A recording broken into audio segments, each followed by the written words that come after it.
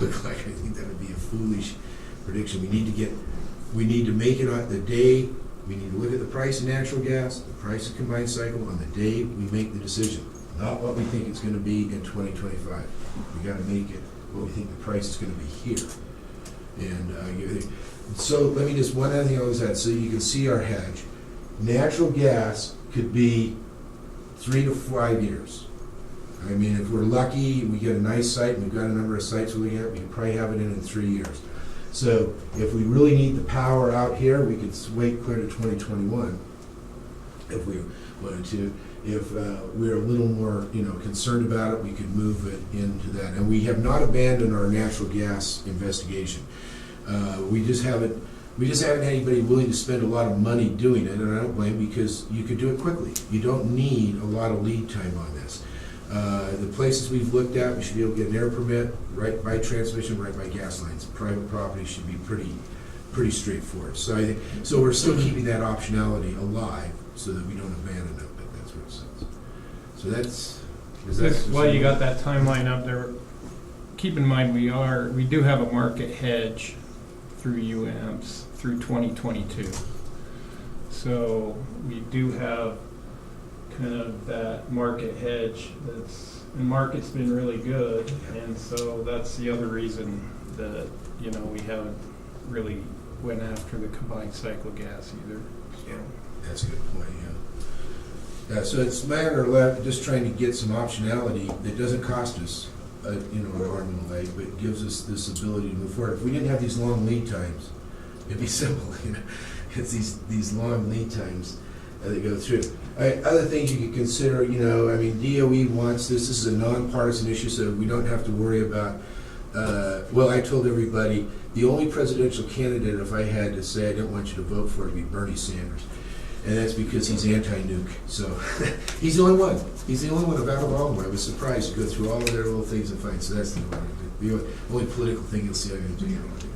But everybody else has got we've got great support in the Senate. I've been in front of both Republican, Democrats. They love this. The House, Rob Bishop and the Idaho guys. I mean, we got the support of Governor Herbert's office here. In fact, a lot of the Western governors. We've been really trying to get a lot of political support around this thing. The environmental community, I'm not entirely happy, but they're not really giving us any grief right now. All of you that saw Pandora's Promise, and if you haven't, I checked that out on Netflix.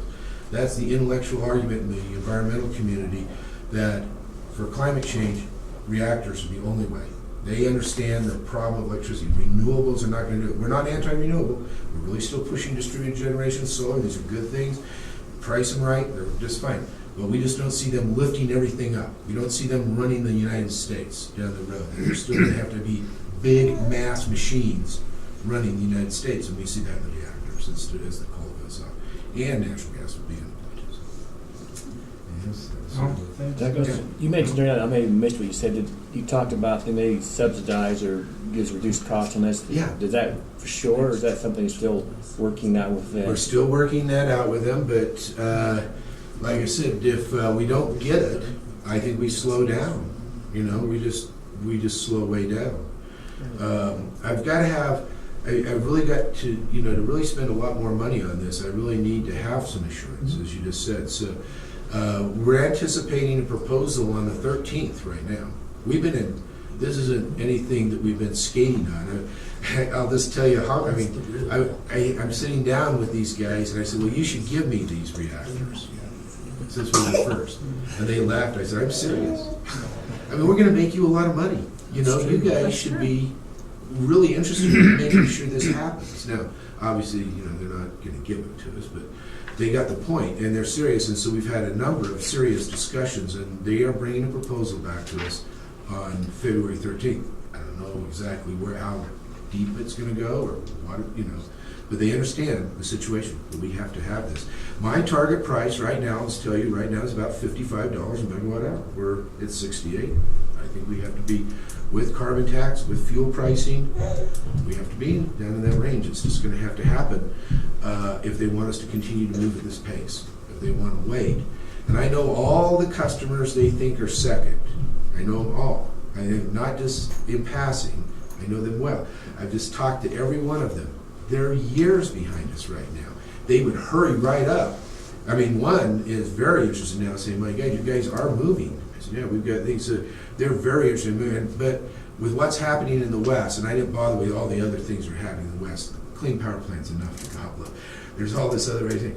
But we're doing market regulation, right? We're going to have potentially one market by 19. So people in Arizona that can never get transmission from us now can get transmission from us, from this thing. So they're very interested in moving their project forward with our site. I mean, if we would commit to move forward with their site later on. I said, well, the second site needs to be at a coal plant, I think. Not, so we can take advantage of that water and transmission sitting there already, and workforce and all these things. So the first one here is just sort of out here to be one-off. We all make this work, then we can start plopping it in each of our coal projects in the late 20s and early 30s and move right along and not miss a beat. And those counties, at least from an Avalorum point of view, will probably have about the same tax base. They may not have the same workers. These don't require all the workers a coal plant have. They're much smaller workers, but they're much more highly paid. They're averaging about, what do we see in that state, about $132,000 a job in the reactors, where coal plants are down in the 70,000 range. So, but for every county, Millard County, the counties in Utah, it's not a bad deal to have that as a replacement, at least definitely from an ad valorem point of view. Thanks, Doug. That was very interesting. Give me a better understanding how those reactors work. Yeah. It's totally different than I was percepting how they were working. Well, we're going to have a conference here coming up, and you'll all get invitations. Jason knows that, where we're going to go. The New Scale have Dr. Jose Reyes, the guy that invented this, come down and talk and stuff like that. But so you'll be able to get another chance to take some in-depth. I want to see the prototype. Well, we can get you up there. You just keep me in mind and I'll fly there. Well, we can, actually, there is a New Scale now. They haven't built the full 70 size. What is the size now? Is it half? Well, they have the top of the reactor. They have that fully mocked up. But what they've got is they have a prototype that it doesn't have uranium in it. It uses resistive heat to act as the heat source. And what they're really doing is just measuring. That's what you did at the last big conference. Exactly. Yeah, there you go. Yeah, you saw that. Yeah, that was the same thing. So that's going through in that. But I doubt there will be a module that will be built and put in place until way later, years from now. They'll actually build one to go through. It's all theoretical, if you will. But the tubing's been approved now. They've got the tubing out there. They got the valves designed and manufactured. I mean, they're actually building these individual pieces so that we can test them. Mm-hmm. The NRC is all about safety. It's all thousands and thousands of tests. I always see that commercial of how many times the window went up and down on a car. I mean, that's what all they do is they just run them until they break. But we're going to have a conference here in the things. Sounds good. Okay. Sounds good. Appreciate it. Thank you, Doug. I have a question. How come that shows in module 12 and you said they were only going to do 6 to begin Well, with? this is just. That's clear out the 2025, I know. But Yeah, that's just for them. I mean, we're not planning on that at all. In fact, right now, we'd only put in 2 to 3. This is just them showing what they can do out there. No Okay. more, no less yet. Hey, next time was Mr. Joe Dunbeck talking about net metering and renewable energy on our service accounts.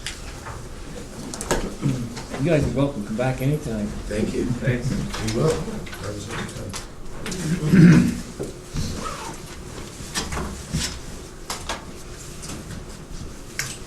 Thanks, guys.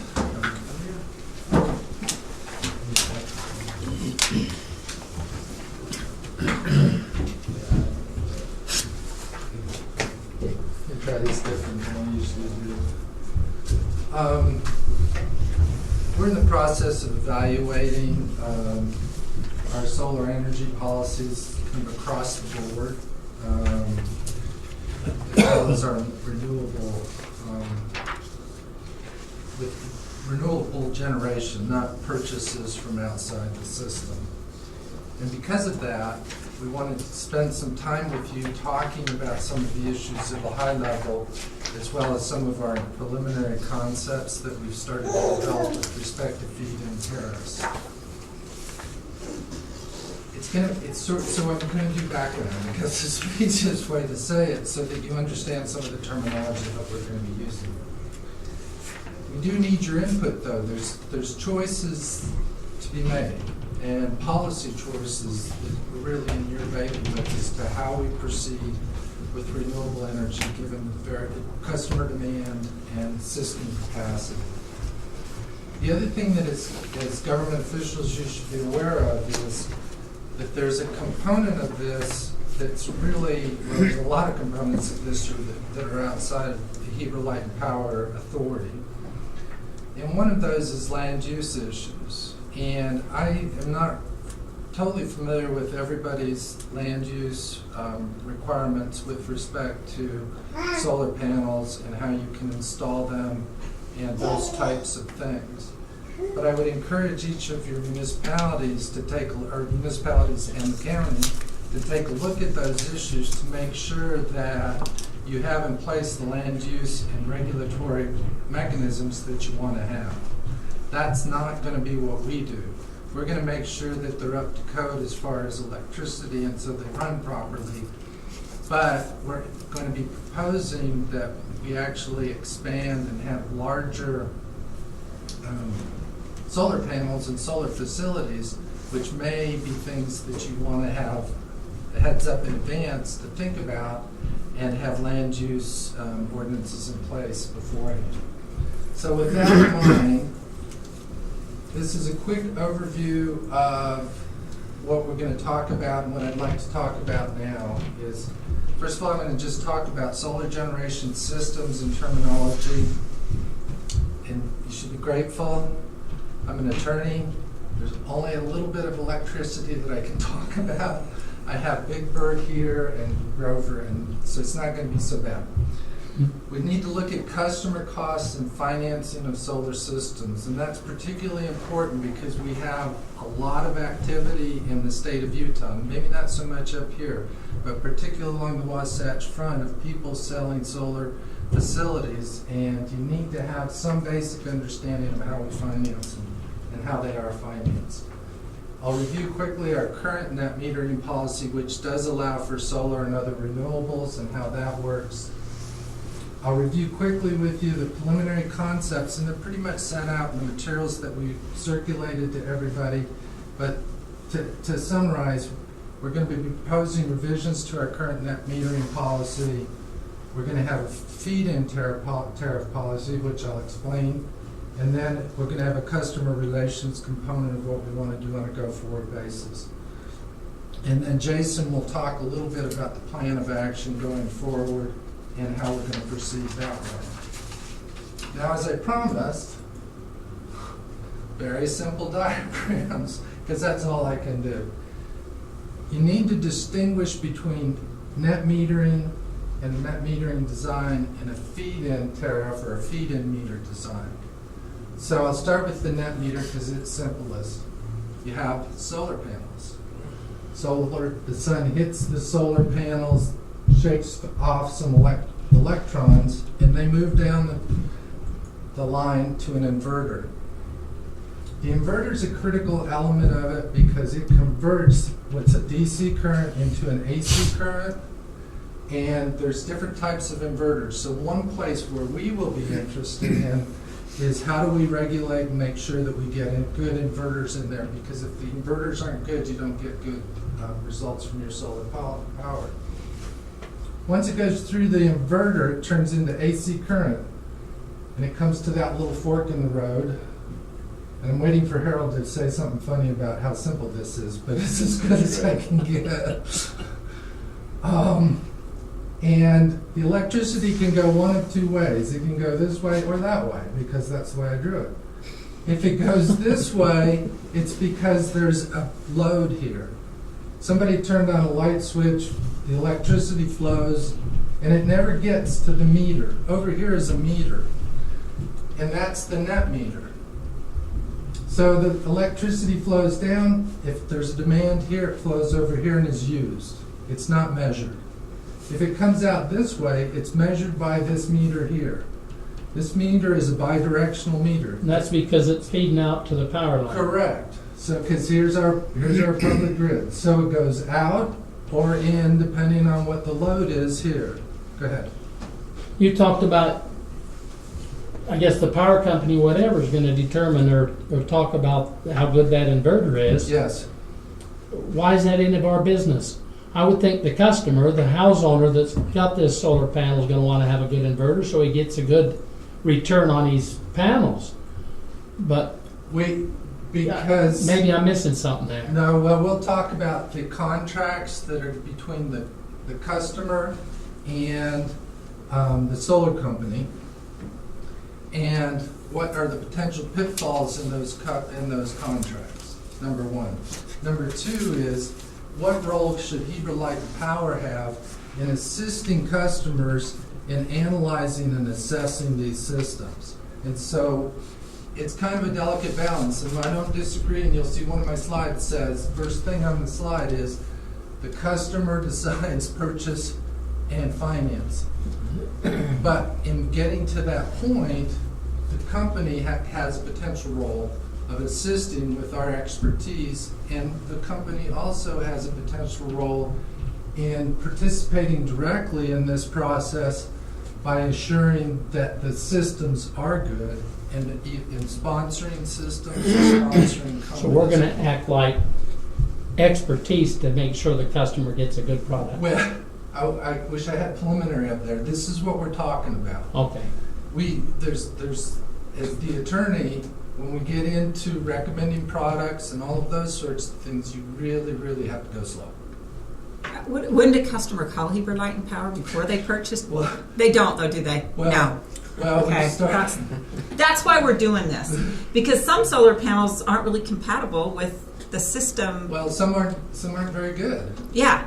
And so they're going to buy this, and they're going to be mad at us. They're going to come to us because I just spent $2,000 on these solar panels, and it's not saving me only 50 cents a month, and it's Heber Light and Power's fault. Right. Well, I can see, but we say, no, it isn't. You bought the thing. Well, Yeah, but there's if there's got to be a, I mean, there's if got you to don't be feed much a, power out to the grid, you're not gonna get paid much by Heber Light and Power. okay, so you guys are like 3 slides down. Hold on. Okay. And I promised myself I wouldn't do that. One of the first things you learn as an attorney is if the judge, which is you guys, ask the question. Don't You ask. don't say, no, you answer it. You don't say to him, I'm sorry, I'm going to deal with that later when I want to, not when you want to. But since I'm a teacher today and not an attorney, I'll do it this way. Okay, feed-in meter is different. So we've got the feed-in meter design. Solar panel same, inverter to the same. You'll notice that the big change is right here. The power runs down here and goes through what we're calling, for lack of a better word, a feed-in meter. The feed-in meter measures all of the production from the solar unit. Okay? The electricity then flows down here and either goes out onto our grid or comes back in. If it comes back in, it's measured by the retail meter. So, the solar panels generate the electricity, it comes through the feed-in meter, and we buy that electricity right there. Okay? So we enter into a power purchase agreement and we buy all of the generation. It doesn't matter what the demand is here, it doesn't matter anything, and this is basically a one-way direction. Electricity comes down here, let's suppose there's a big demand here, and it flows, actually the electrons flow back this way. We then charge the customer at the retail rate for the electricity that comes through. That's not gonna be no different than the meter that's on their house now then. Correct. You have 2 meters. You have a feed-in meter and just a regular meter. And this customer, and one of the things that's helpful about this is this customer then is treated like every other customer on this level. If they choose to make the feed or the solar panel investment, then they can sell us electricity, and we're glad to take it. Okay, those are the 2 things that we're going to be talking about. We currently have a net meter system and policy. What we're going to be talking about as well now is preliminary concepts we have for going to a feed-in meter design. You as the experts, what's your preferred feed-in meter? They both have their advantages and disadvantages.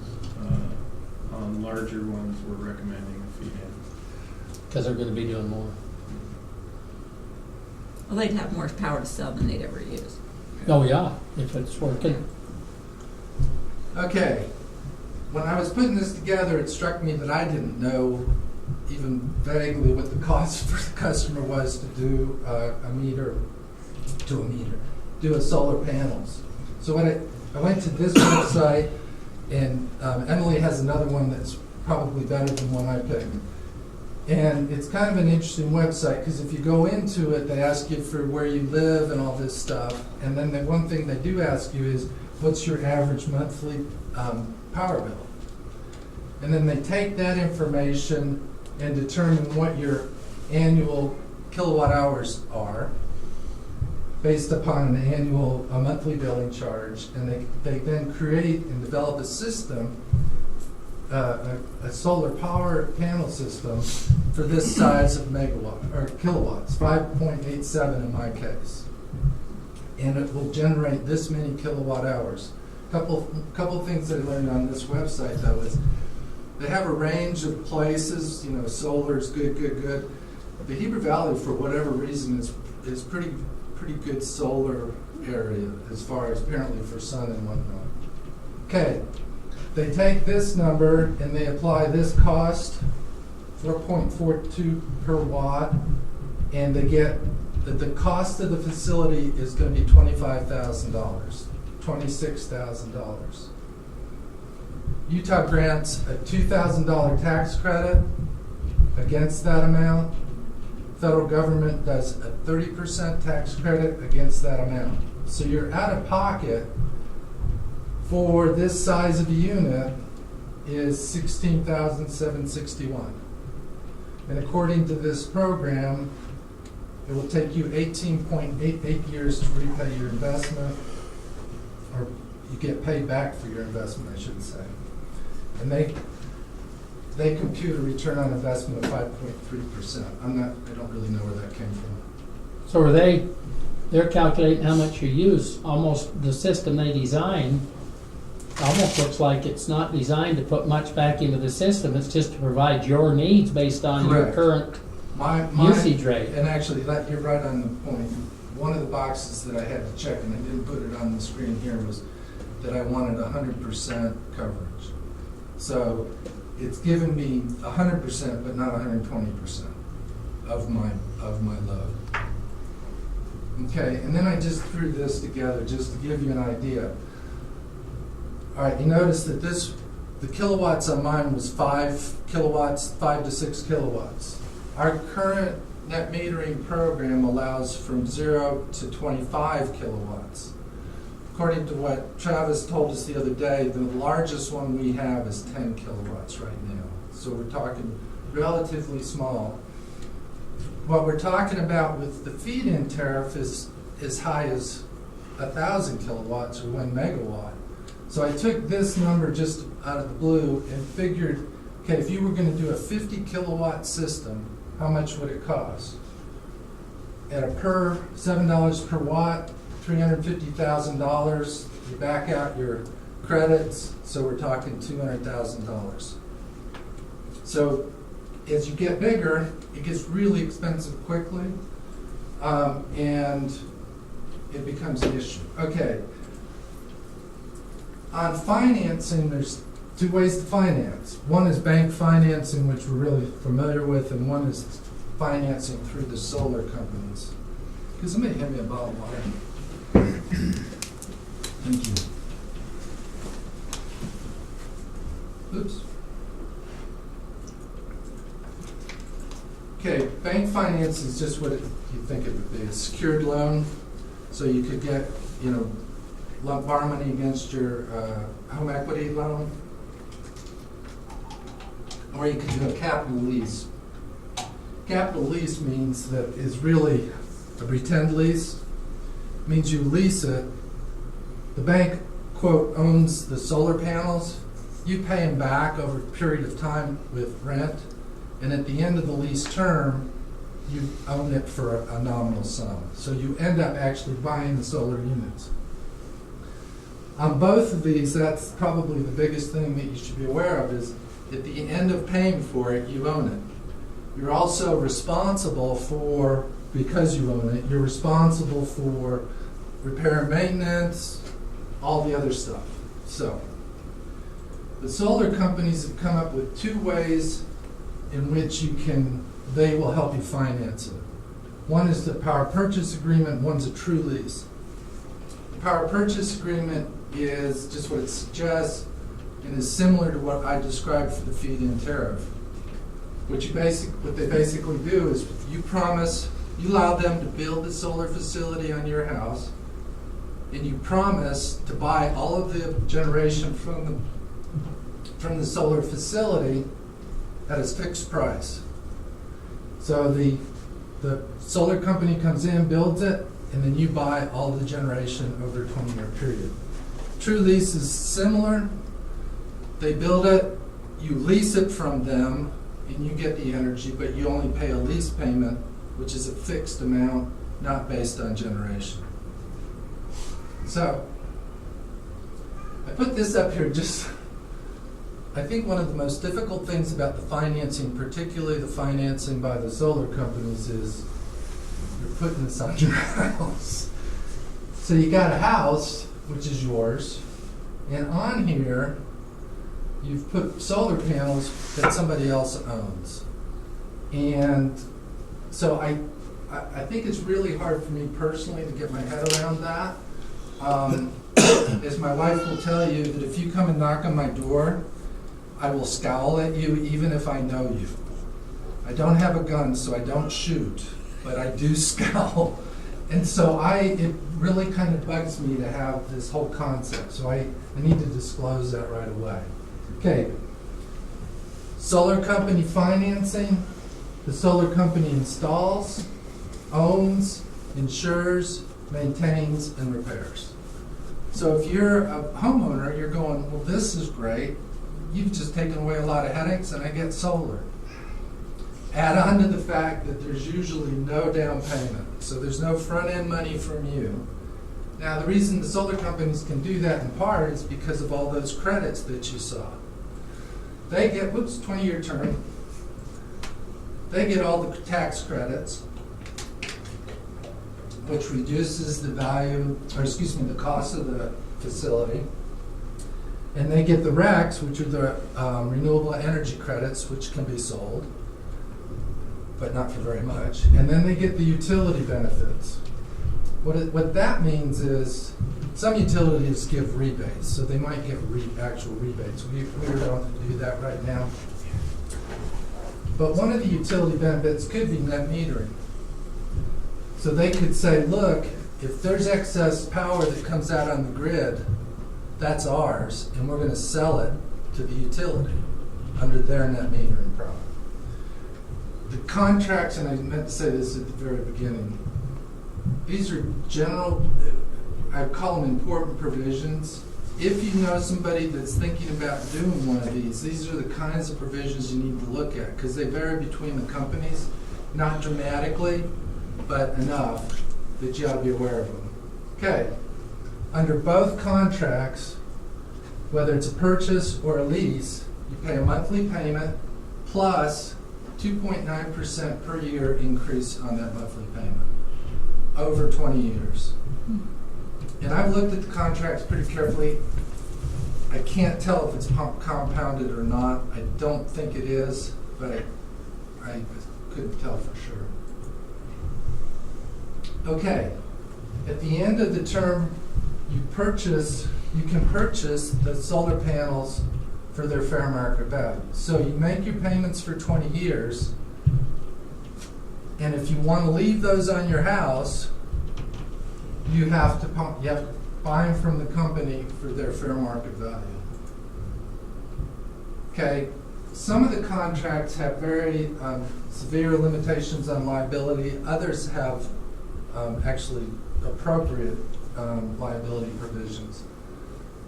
The Solar City contracts provide that if this solar unit that they've put on burns your house down or causes damage to your house, they warrant that they will up to $2 million fix your house. The Vivint contract, on the other hand, says if you burn down my house, you're only entitled to recover the amount that you paid during the prior year on the monthly payment. Warranties. Warranties are goofy because, and again, you really want to study the contracts. Solar City, I'm pretty clear about. Vivint, not so much. The solar panels are manufactured by somebody else. Oftentimes when you have a situation where somebody's doing an installation, I mean, we did out here, you just, as the person that hired somebody to do construction, you just take the manufacturer's warranties. That's all you really get. You don't get the contractor's, you don't get a warranty from the contractor. So the question becomes, are you getting a warranty on the solar panels from the manufacturer who may be in China or someplace, or are you getting one from a local company that you're actually talking to? And in the case of Solar City, it's pretty clear you get a warranty from them directly. The rest of them are less clear. The other thing that you got to look at when you're looking at these financing arrangements is dispute resolution. Arbitration is just what everybody does these days. It's just life. I mean, you almost can't get away from it. The one that bugs me a little more is the class action one, because it prohibits class actions. And what that means is, if you and all your neighbors are dealing with the same company and are running into the same problem, you want to join forces and bring an action against the provider. And this would not allow you to do it. Another provision in here that's a little bit of a concern, or it depends on the contract again, is assignment. From the solar company's perspective, they have the obligation, as I said up here, to do maintenance and repair, plus then they get paid a monthly payment. If the solar company wants to assign that contract to somebody else, are they allowed to do it?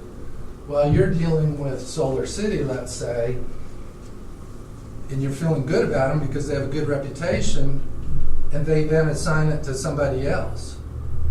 And I can tell you that historically in the legal business, what used to happen was I had a car, I would sell you my car, and you would buy it, and you'd give me a promissory note, which I would sell to Jason at a discount.